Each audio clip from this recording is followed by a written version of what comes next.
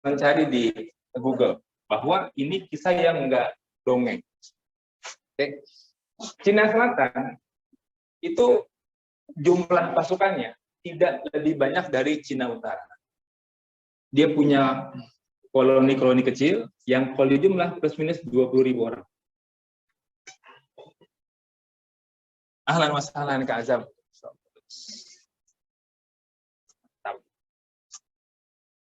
20.000 pasukan. Dan di sini ada dua tokoh yang sangat fenomenal. Yang pertama adalah orang tua dan juga anak muda.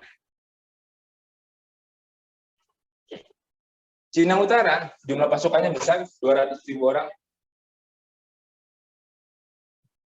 Dan dia punya pasukan prajurit yang sudah prajurit yang terplat.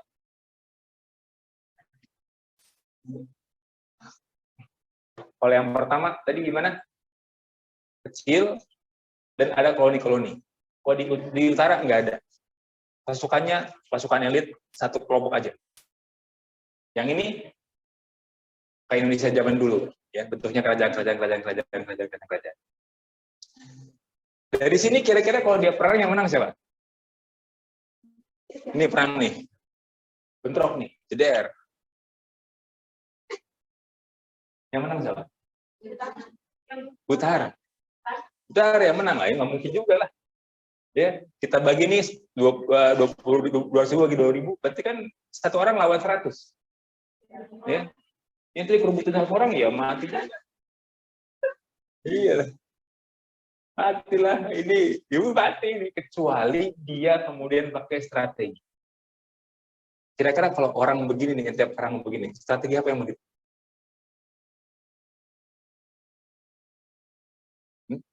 Maka teman-teman di Cina Selatan lewat orang tuanya, ya, itu bilang bahwa kita jangan pernah mau perang bersama dengan strateginya Cina Utara. Kalau teman punya pasukan, kira-kira nih, mohon maaf ya, ada yang pernah ikut ngeliat tawuran nggak? Nggak pernah. Oke, lihat tawuran, pernah ikut lihat tawuran. Nah, biasanya, pernah sering nyerang ya? Sering nyerang. Biasanya kalau pasukan dia banyak, dia tuh sombong. Di jalan nih, sama dia tuh dihadang semua. Ini pasukannya dia, kalau bawa. Dan dia lihat. Pokoknya itu jalan tuh dikuasain sama anak-anak yang punya pasukannya banyak. Ya kira-kira begitulah pasukan Cina Utara dalam mengorganisasi pasukannya. Siapapun yang ketemu sama dia, berapapun jumlah musuhnya dilawan. Pasukan banyak, prajurit tangguh, perlengkapan bagus, terbaru, tercanggih. Siapa juga yang nggak takut, pasti berani. Teman-teman pun yang awalnya nggak pernah perang, kalau kayak gini pasukannya di sini aja. Tenang, gue di tengah-tengah ini, gitu kan.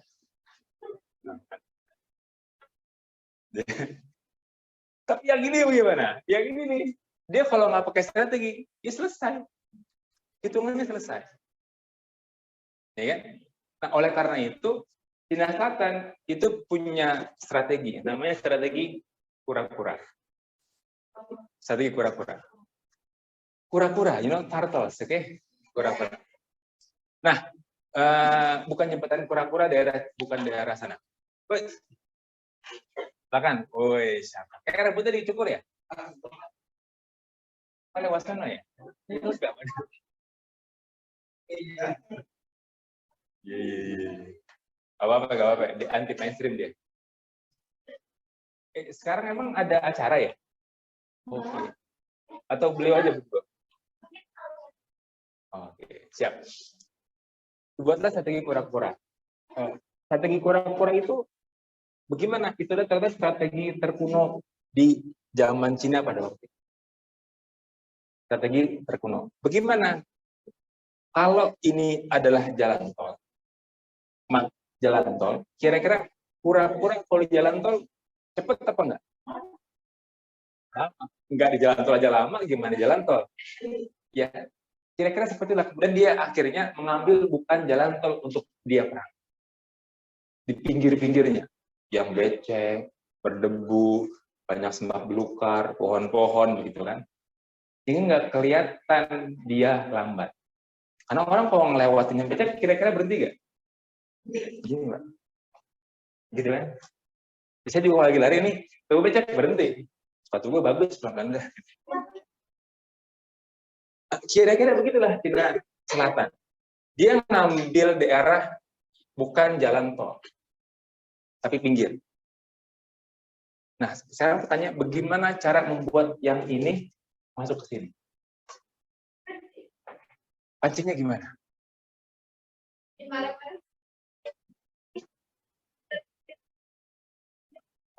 Make it story short. Buat cerita lebih singkat, ternyata kosong nih ketika dia datang ke sini nih karya perang gak ada. Nggak ada. Yang ada cuma satu orang perempuan, anak dari orang tua ini. Iya, dia menghadang. Enggak menghadang sih bahasanya. Jadi ketika di sini nih ada mata-mata yang datang ke sana melihat area perang, dia cuma ada satu orang perempuan. Ini jilbab ceritanya.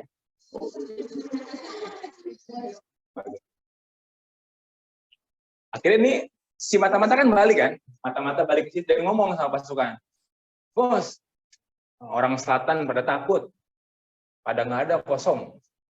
Pas dia ngomong begitu, sama ini cewek panah, stop, mati, yes.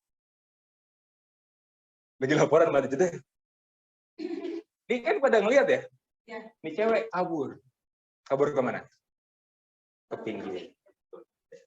Inilah cara dia untuk narik nih pasukan ke sini. Ngeri Pak. Terus dia bilang, nih di sini ada yang ngingetin nih, jangan bergerak, ingat formasi, jangan pergi, ingat formasi.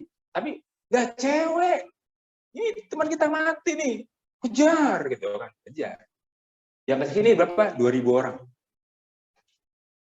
Yang ke sini berapa? 2.000 orang. 2.000. Di sini berapa tadi? 20.000 orang. Gak kelihatan Pak, semak-semak. Udah masuk, baru gitu. Blep. Selesai. Dan pinternya dia tidak menampakkan jumlah ya, keluar. Karena kalau dia keluar kelihatan jumlah dia. Ya kan?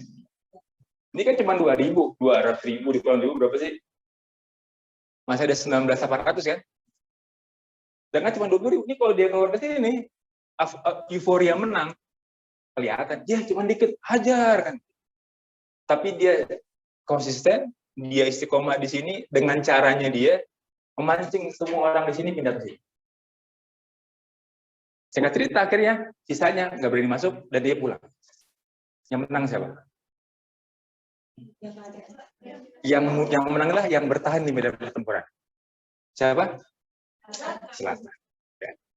Balik ke konteks bisnis. Ini yang menarik. Kalau teman-teman nggak punya strategi yang terbarukan, duit nggak punya, ya, nggak paham internet marketing, nggak punya relasi, kalau ini cuma bisa buat makanan enak, kira-kira bisa perang nggak? Ya bisa, bisa. Ya, you punya makanan enak, Pak, maksudnya gitu kan? Bawa dong, ini ke sini. Bawa, Pak. Gue tadi cerita kemana, Pak? Aduh. Iya kan, makanya deh, soalnya. Kemudian teman-teman harus cari cara di sini, strategi yang kira-kira bisa memancing orang ke situ. Jadi you pikir, nih kok gue jualan nggak sih, nggak laku-laku. Tapi makanan gue enak. Jadi jangan melihat potensi yang teman-teman nggak punya. Dan yang juga terjebak kemudian masuk ke potensi itu. Aku belajar internet marketing. Ada emang ente nggak bisa. Internet marketing itu butuh modal, punya modal nggak punya. Jangan nyemplung ke sini. Kalau ente nyemplung ke sini, lelet. Oke, harus jualan ya. Pakai apa? Facebook Ads, belajar. Ikut kelasnya Rp100.000. Ini Facebook Ads begini. Nah, bagus nih. Terus gimana cara mulanya? Ya deposit dulu. Uang gua nggak ada. Balik lagi kan, nggak punya. Karena emang teman-teman pindahnya ke sini. Lihat bagaimana cerdasnya orang itu, ya, ngutus satu orang perempuan di tengah-tengah dan dibilang sebagai orang yang dia nggak berani ngelawan. Ketika dia balik, panas, ceder, dan akhirnya ini orang terpancing pindah ke sini. Banyak yang kepancing. Enggak, cuma 2.000.